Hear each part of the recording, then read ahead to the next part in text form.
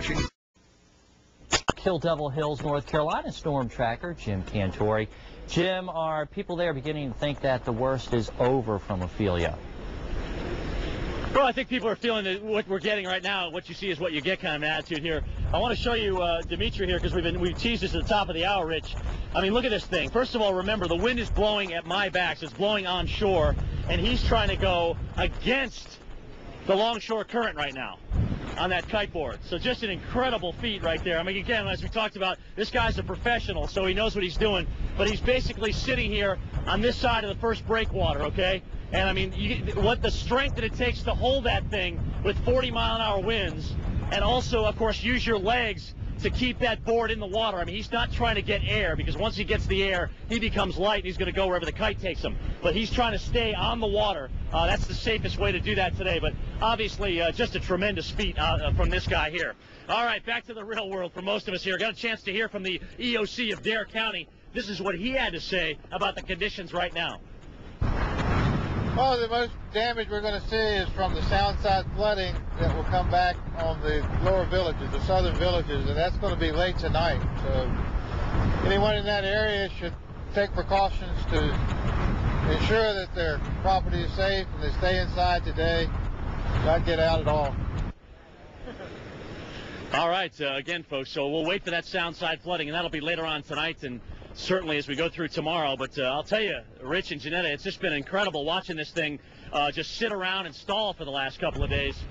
And, well, I guess it's kind of nice to see somebody out there that wants to challenge Mother Nature like that. But we'll talk to Dimitri when he comes out of the water and see what that ride was like. But, guys, so far so good. We haven't lost power here. The biggest wind gust that we had, 83 miles an hour down in Buxton. They did lose some power there, and there are power trucks standing by already on the island that are going to go repair those lines or whatever transformers, if you will, before as soon as they can. So perhaps even by tomorrow morning we'll have some power back on. It all depends on this wind. But the slow movement, the stalled out hurricane, even if it weakens, guys, you know it takes a long time for these wind machines to die down.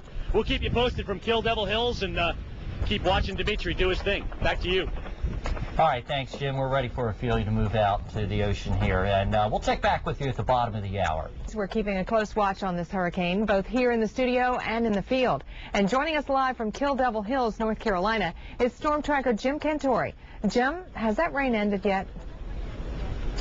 This particular band has, Janetta, and of course the wind hasn't, so I guess the good news is the rain has ended, but the winds are still picking up 40, 50 miles an hour in some cases in gusts. Well, hey, you know what? Dimitri came in out of the water. If you've been watching us the last hour or so, we had a professional kite surfer out here with us, and he went out in the water to kind of test things out a little bit. And, I mean, you know, obviously he knows how dangerous it is, and you made it look really easy, Dimitri. But explain to everybody, because we're going to be showing some video of you doing that while you're talking about this, you know, what you were doing and the challenges that you faced out there in this 40, 50-mile-an-hour wind. Well, first of all, I was trying to survive. That's one thing. That's always good. Yeah, you don't want to do this. I mean, that's just like I said before. It's just part of my job. But I was trying to stay upwind because we have a lot of current and you have gusts of 50 miles an hour. So I was trying to stay upwind and try not to jump because I would never know where to land in jumping. You have so many big gusts that it's kind of dangerous. But staying on the water and trying to stay upwind, edging, that was the main thing, focus.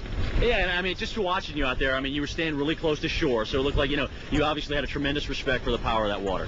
Well, yeah, it is true. I mean, if something goes wrong out there, there's no one, no one to help me out. And there's been a lot of accidents with kiting, so it's something that you have to respect. But also the winds like east-northeast on shore, and with all the much current out there, it's very hard to go upwind. All right, well, hey, great show for us, buddy. You're welcome. Appreciate Thank you. that. Thank you. All right, folks, again, look for him in Kite Surfing Magazine. He'll be all over the front cover. And obviously, some new pictures coming your way from this escapade. Guys, again, we have not lost power up here in Kill Devil Hills. All right, Nag's Head's doing good. Duck's doing good. Buxton, however, they got hit with an 83-mile-an-hour wind gust this morning, so some power outages down that way. But, Janetta, the case and the point to make here is the fact that we will not deal with the kind of damage that they dealt with downstate. And that's the good thing. Back to you. Very good news. Thanks a lot, Jim. We'll check back with you a little bit later.